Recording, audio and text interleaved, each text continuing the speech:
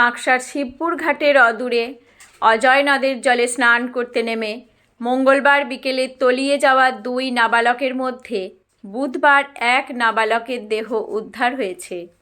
মৃত 15 বছর বয়সী রাহুল রায়।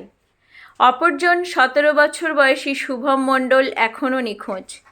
তার খোঁজে তল্লাশি চলছে। এই ঘটনায় এলাকায় ব্যাপক চাঞ্চল্য ছড়িয়েছে। দেহ উদ্ধারের পর ময়নাতদন্তের জন্য দুর্গাপুর মহকুমা হাসপাতালে নিয়ে যাওয়া হয়েছে। স্থানীয় সূত্রে জানা গিয়েছে, মঙ্গলবার বিকাল 4:30 নাগাদ দুর্গাপুরের চাষিপাড়া এলাকার টালিগঞ্জের বাসিন্দা 3 বন্ধু জয়দেব মেলা দেখতে এসেছিল।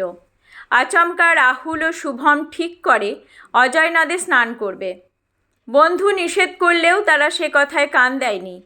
এরপর গামছা পরে তারা নদের জলে নেমে পড়ে। সাঁতার না জানায় দুজনেই জলে তলিয়ে যায়। ঘটনার কথা জানতে পেরে কাঁকসা থানার পুলিশ ও উদ্ধারকারী দল এসে উপস্থিত হয়। ডুবুরি ও স্পিডবোট নিয়ে খোঁজ শুরু হয়, কিন্তু মঙ্গলবার অন্ধকার হয়ে যাওয়ায় উদ্ধার কাজ আর করা যায়নি। বুধবার সকাল থেকেই 2 জন ডুবুরি ও একটি স্পিডবোট নিয়ে উদ্ধার কাজ শুরু হয়। যদিও ঘন কুয়াশার জন্য প্রস্তুতি নিয়েও নদে নামতে বেগ পেতে হয় উদ্ধারকারীদের।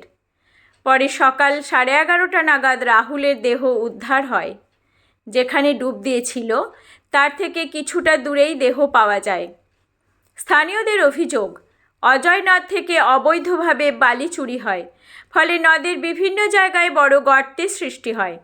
অনেকেই স্নানের জন্য নির্দিষ্ট ঘাট থাকলেও সেখানে না গিয়ে নদের যে কোনো জায়গায় নেমে স্নান করতে চায়। ফলে প্রায় প্রতি বছরই এই ধরনের ঘটনা ঘটে।